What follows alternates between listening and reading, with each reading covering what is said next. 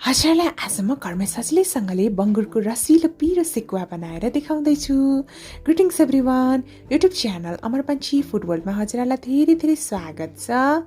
यो बङ्गुरको सेकुवा बनाउन एकदमै सजिलो छ र यसलाई चाहिँ हजुरहरूले विशेष गरेर ड्रिङ्क्ससँग खान सक्नुहुन्छ एज अ शीतनको रूपमा र एकदमै नयाँ तरिकामा आज म हजुरहरूलाई बनाएर देखाउँदैछु। र सेकुवा एकदमै मिठो बनाउनको लागि मैले चाहिँ मसलाको लागि 10 वटा टिमुरलाई राखेँ, साथसाथै आधा चम्चा धनियाँको दानाहरूलाई राखेँ, आधा चम्चा जिराको दानाहरूलाई राखेँ, साथसाथै तिल 1 चम्चा जति राखेँ। तिल कालो सेतो जे राख्नु भए पनि हुन्छ। यसलाई एकदमै सानो आँचमा मैले 30 सेकेन्ड जति मजाले भुट्दैछु। यसलाई मजाले भुटेर राख्यौँ भने चाहिँ हाम्रो सेकुवा एकदमै मिठो हुन्छ। हजुरहरूलाई म के भन्न चाहन्छु भन्दाखेरि हजुरहरूले बँदेलको सेकुवा होस् या सुँगुरको होस् या धराने कालो बङ्गुरको सेकुवा होस्, बनाउने तरिका चाहिँ यही नै हो। र यसलाई चाहिँ 1 मिनट चिसो बनाउन दिनुहोला र त्यसपछि मजाले यसलाई हामीले पिस्नुपर्छ है त। मजाले पिस्दैछु मैले यसलाई। ल हेर्नुहोस् है, मजाले पिस्दै पुरै चाहिँ यो पाउडर नै चाहिँ बनाइराख्नु पर्दैन र कुनै पनि सेकुवामा यसरी भुटेर पिसेको मसला राख्दाखेरि त्यसको टेस्ट चाहिँ एकदमै मिठो हुन्छ। र त्यसपछि मैले यसरी राखेँ। मैले बङ्गुरको मासु आधा केजीमा नुन आधा चम्चा, बेसार आधा चम्चा, रातो धुलो खुर्सानी आधा चम्चा, साथसाथै अरू मसलाहरूमा म राख्दैछु। तेल राखेँ मैले 1 चम्चा जति। तेल हजुरहरूले तोरीको राख्नु भए पनि हुन्छ वा अरू कुनै राख्नु भए पनि हुन्छ। कसुरी मेथी राख्दैछु, यसले एकदमै टेस्ट बढाउँछ सेकुवाको। हजुरहरूले चिकन सेकुवा वा मटनको तास पनि यही तरिकाले बनाउन सक्नुहुन्छ। र यसरी मैले भुटेर पिसेको मसलालाई पनि राख्दैछु। यसलाई अब हामीले अझ टेस्टी बनाउनको लागि भेनेगर 2 चम्चा वा कागती सिँगै राख्न सक्छौँ। मैले चाहिँ कागती नै युज गरेँ, मेरो घरमा चाहिँ कागती नै भएकोले। र कागती राखिसकेपछि भने यसलाई हामीले एकदमै समय दिएर 2-3 मिनट मजाले मोल्नुपर्छ। फुड कलर पनि थोरै राखेँ मैले। यो चाहिँ रेस्टुरेन्ट स्टाइल जस्तै बनाउनको लागि चाहिँ कलर राम्रो देओस् भनेर मैले arrange red food colour use गरेँ। र हजुरहरूले चाहिँ मन पर्दैन भने फुड कलर चाहिँ युज नगर्नु भए पनि हुन्छ है।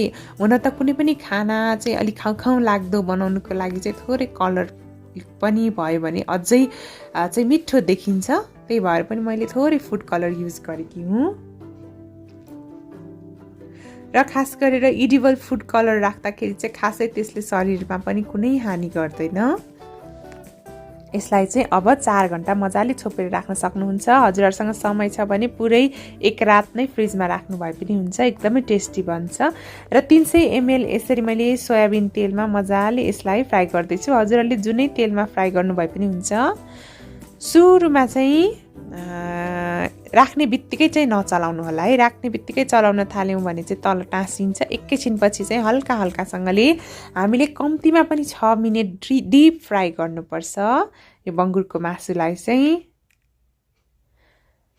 र यो चाहिँ मेरो पनि एकदमै पर्सनल फेभरेट रेसिपी हो। हजुरहरूले पक्कै पनि आफ्नो किचनमा एकचोटि ट्राई गर्न सक्नुहुन्छ। हजुरहरूले मेरो च्यानल अमर पन्छी फुड वर्ल्डलाई चाहिँ सब्सक्राइब गर्नुभएको छैन भने प्लिज सब्सक्राइब पनि गरिदिनु होला है। र बिस्तारै यो यस्तो भइसकेको छ, हेर्नुहोस् है त। हाई फ्लेममा नै मैले यसलाई फ्राई गरेकी हुँ। र एउटा टिस्यु पेपर राखेर एउटा प्लेटमा म यसलाई राख्दैछु। हुन त हजुरहरूले सेकुवा चाहिँ मजाले आगोमा पोलेर पनि बनाउन सक्नुहुन्छ।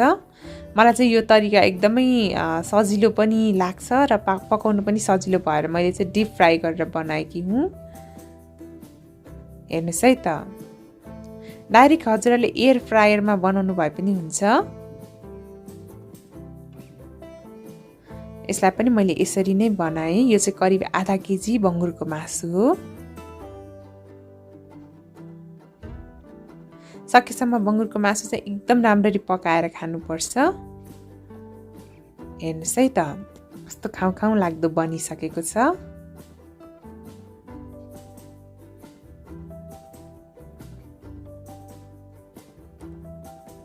हजुरहरूले अमर पन्छी फुड वर्ल्डलाई टिकटकमा पनि फलो गर्न सक्नुहुन्छ है। र हेर्नुहोस् त कस्तो खाउँ लाग्दो भयो।